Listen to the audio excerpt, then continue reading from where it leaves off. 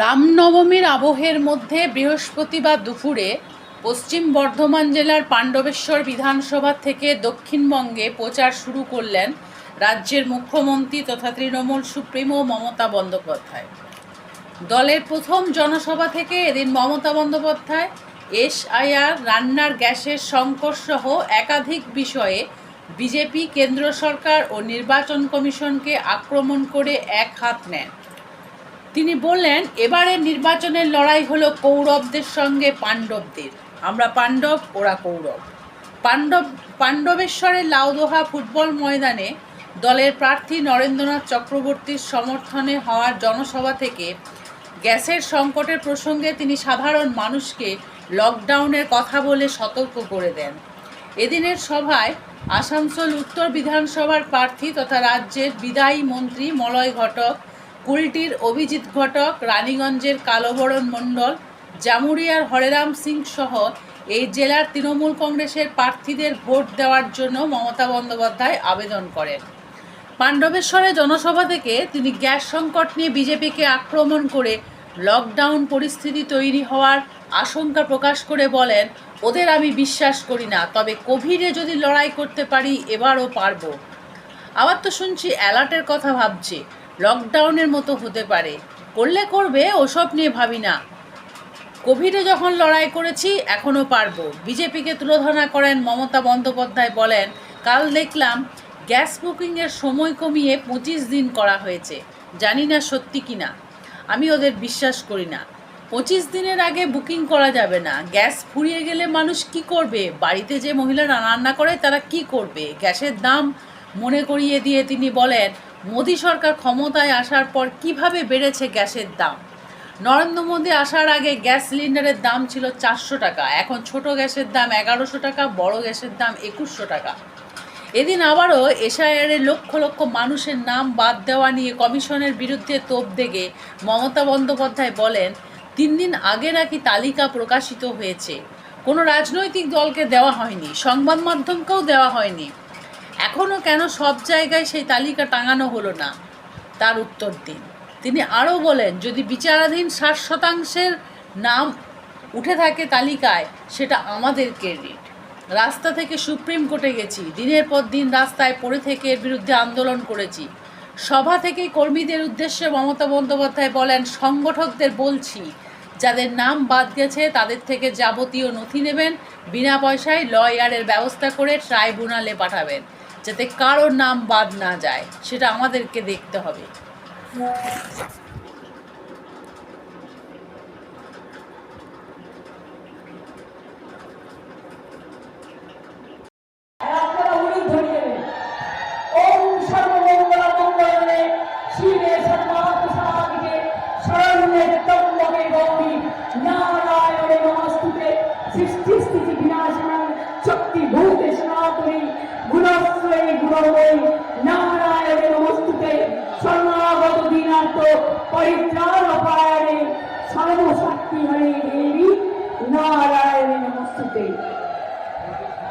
মা সকলের ভালো করুন।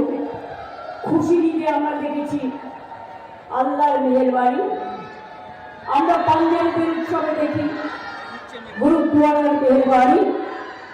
আমরা জেসাস ক্রাইস্টের জন্মদিনে তার গুড ফ্রাইডে স্যাটারডেও আছে, তারা অলওয়েজ শান্তির জন্য প্রার্থনা করে।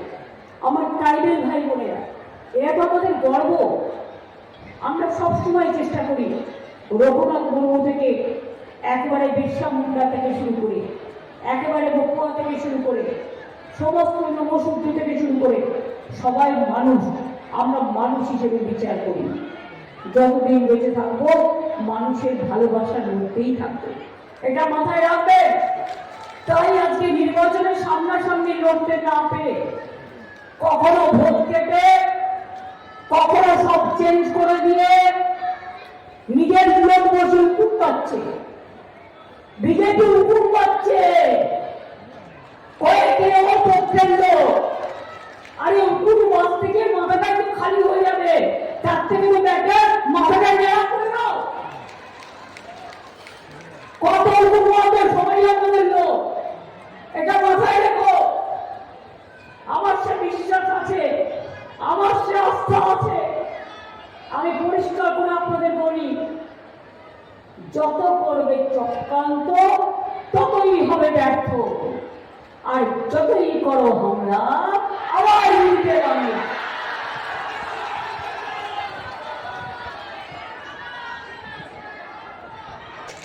তাই ওদের মানুষের ওয়াশিং মেশিন দিয়ে বলুন, আগে নিজের সাদা হয়ে আসুন।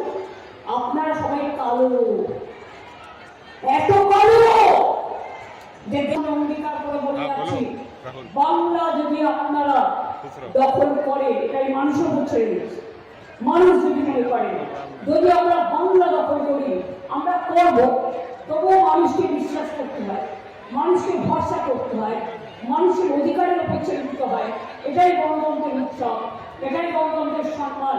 তৃণমূল কংগ্রেস যতই করো হামলা আবার উল্টে বাংলা, যতই করো হামলা আবার তৃণমূল জিতবে বাংলা, যতই করো হামলা তৃণমূল জিতবে বাংলা। কিচ্ছু করার নেই, তোমরা উকুন আছো বসে বসে। আর আমাদের কাজ করতে দাও, কাজ করাটাই আমাদের কাজ। আমি একটু বলে কোন অপপ্রচারে কাম বলেন না, যাদের কোনো কাজ নেই, মিথ্যে কথা বলে, কাজ করে না, কুৎসা করে, অপপ্রচার করে। আর আপনারা জানেন দেউচা পাথরিতে 1 লক্ষ লোকের চাকরি হবে তৈরি হচ্ছে। এখানে সেল কোম্পানি 25,000 কোটি টাকা বিনিয়োগ করছে, গেল কোম্পানি করছে। এখানে আমাদের কত ইন্ডাস্ট্রিয়াল পার্ক তৈরি হচ্ছে, 6টা ইকোনমিক করিডর হচ্ছে, যা একেবারে বর্ধমান, বাঁকুড়া, পুরুলিয়া থেকে শুরু করে কলকাতা সব জায়গায় আগামী দিন